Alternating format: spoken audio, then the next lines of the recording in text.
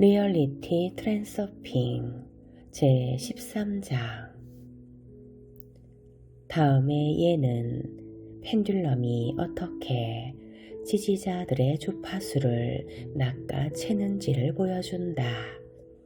당신이 혼자서 노래하고 있다고 하자. 그때 갑자기 누군가가 큰 소리로 다른 노래를 부르기 시작한다. 그러면 다른 멜로디의 소리 때문에 당신은 자신의 노래를 계속 부르기가 무척 힘들어진다. 펜듈럼과 지지자 사이에 일어나는 상호작용의 배후에 관한 세세한 내용은 트랜서핑을 이해하는데 중요하진 않다.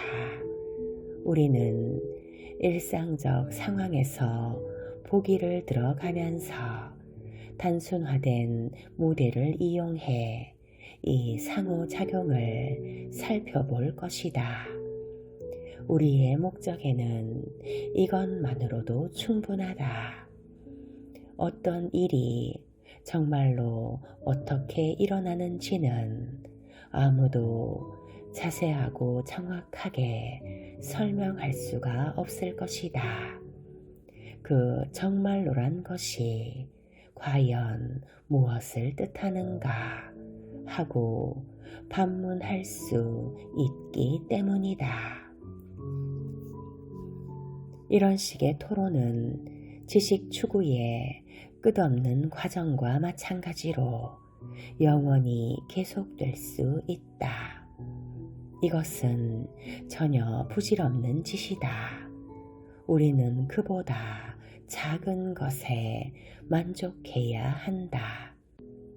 그럼에도 불구하고 최소한 한 가지는 이해할 수 있다는 사실에 기뻐해야 하는 것이다.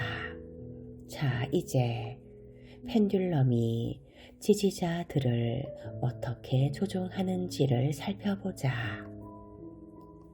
꼭두각시 인형의 줄. 자신에게 이런 질문을 던져보자. 펜듈럼은 어떻게 지지자들이 자신의 에너지를 아낌없이 포기하도록 만들 수가 있을까? 예를 들면 펜듈럼이 크고 강력하다면 지지자들로 하여금 일정한 규칙을 따라 행동하도록 강요할 수 있다. 그러나 그보다 약한 펜듈럼들은 어떻게 그런 일을 해낼 수 있을까?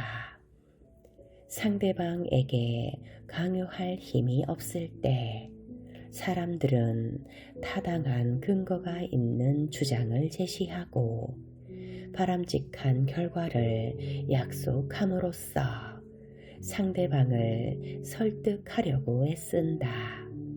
이것은 자연의 힘에서 멀어진 인간 사회에서만 볼 수 있는 다소 약한 설득 방법이다. 펜듈럼도 때때로 이런 방법을 사용하기는 하지만 그들은 이보다 훨씬 더 강력한 무기를 가지고 있다. 펜듈럼은 에너지를 기반으로 하는 정보체다. 그래서 펜듈럼은 강력하고 논란의 여지가 전혀 없는 존재 법칙에 복종하고 그에 따라 행동한다. 한 사람이 펜듈럼에 자신의 에너지를 넘겨주기 위해서는 그의 사념 에너지가 펜듈럼의 공명 주파수와 같은 주파수를 가져야 한다. 이렇게 되기 위해서 그가 생각을 의식적으로 펜듈럼을 향해 맞추어야 할 필요는 없다. 알다시피 사람들의 생각과 행동은 대부분 무의식적으로 일어난다.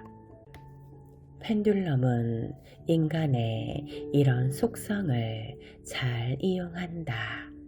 이렇게 해서 펜듈럼은 지지자들에게 뿐만 아닌 가장 극심한 반대자들에게서도 에너지를 얻어낼 수 있다. 이제는 당신도 어떻게 그렇게 되었는지를 짐작할 수 있으리라. 나이든 사람들이 공원 벤치에 앉아 정부를 비판하면서 불만을 토로하는 장면을 상상해 보라. 그들은 많은 이유로 정부를 싫어하므로 정부 펜듈럼의 지지자는 아니다.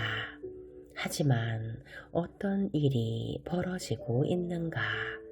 그들은 정부가 무능하고 부패했으며 파렴치하고 어리석다고 욕하고 있다. 그러니까 그들이 실제로 하고 있는 일은 이 펜듈럼의 주파수를 가진 산염 에너지를 양산해 내고 있는 것이다.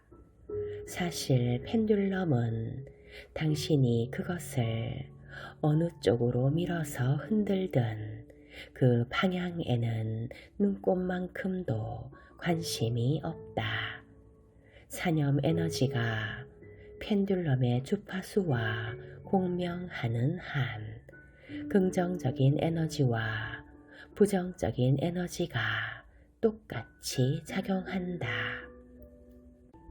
그러니까 펜듈럼의 가장 주요한 과제는 무슨 수를 쓰든지 사람들의 아픈 곳을 찌르는 것이다. 사람들의 마음을 펜듈럼에 사로잡아 놓을 수만 있다면 어떤 방법을 쓰는지는 중요하지 않다. 대중매체가 발달된 이후로는 펜듈럼의 수법이 점점 더 정교해지고 있다. 사람들은 대중매체에 깊이 중독되어 있다.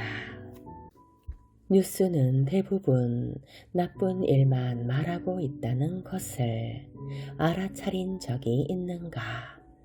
이런 프로그램들은 흥분, 두려움, 짜증, 분노, 시기심과 같은 강렬한 감정을 불러일으킨다.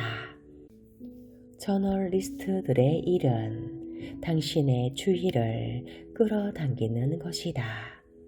매스미디어는 그 자체가 펜듈럼이면서 동시에 더욱 강력한 펜듈럼들을 위해 봉사하고 있다.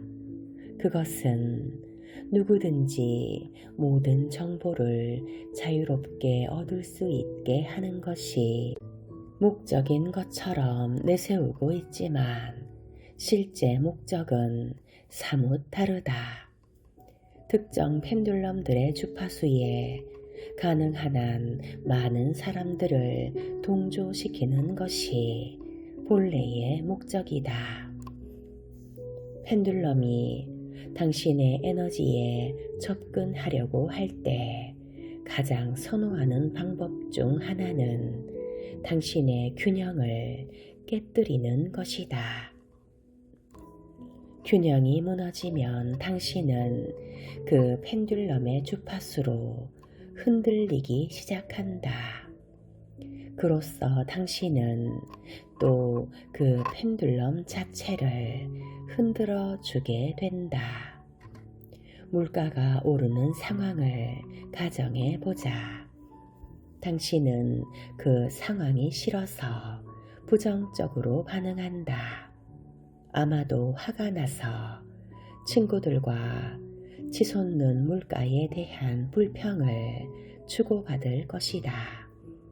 그것은 너무나 정상적인 반응이다. 그러나 바로 그것이 정확히 펜듈럼이 원하는 것이다. 당신은 펜듈럼의 주파수에 맞춰 부정적 에너지를 세상으로 방사하고 있다. 펜듈럼은 이 에너지를 수확할 것이다. 수확된 에너지는 펜듈럼이 더 크게 흔들리게 만들고 그 결과 현실 세계에서는 물가가 갈수록 더 치솟는 상황이 벌어진다. 이쯤 되면 펜듈럼은 당신을 마치 꼭두각시 인형처럼 조종하고 있는 것이다. 그리고 당신을 잡아당기는 가장 팽팽한 줄은 두려움이다. 두려움은 가장 오래되고 가장 강렬한 감정이다. 당신이 정확히 무엇을 두려워하는지는 문제가 되지 않는다. 당신의 두려움이 어떻게든 펜듈럼의 한 측면과 연결되어 있기만 하면 펜듈럼은 당신의 에너지를 얻어낼 수 있다. 불안과 초조는 그보다 약간 약한 줄이기는 하지만 당신을 잡아당겨 튀어오르게 하기에는 충분하다. 이런 감정들은 방사되는 산염 에너지를 펜듈럼의 주파수에 고정시키는데 아주 유용하다. 뭔가가 걱정을 끼치고 있을 때 거기서 마음을 돌려 전혀 다른 일에 집중하기란 매우 어려운 법이다. 펜듈럼이 당신에게서 산염 에너지를 뽑아내는 데는 죄책감 또한 아주 효과적인 수단이다. 죄책감은 누구나 어릴 때부터 느끼도록 강요받아 왔다. 죄책감은 사람을 조종하기에 아주 손쉬운 수단이다. 죄책감을 느낀다면 내가 시키는 대로 해야 해. 죄책감을 가지고 사는 것은 매우 불쾌하기 때문에 사람들은 그 느낌에서 벗어나려고 애쓴다. 어떻게? 벌을 받거나 빚을 갚는 것으로 잘못을 속죄하려고 한다. 이 두 가지는 모두 굴복과 순종, 그리고 특정한 방향으로 생각을 맞추는 것을 의미한다. 의무감도 죄책감의 한 형태다. 의무감을 가진다는 것은 원하든 원하지 않든 뭔가를 하지 않으면 안 된다는 것을 뜻한다.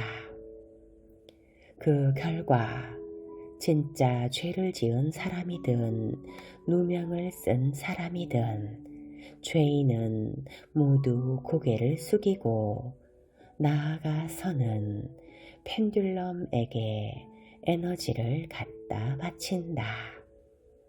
암시로서 죄책감을 유도하는 것은 독재자들이 가장 좋아하는 무기다.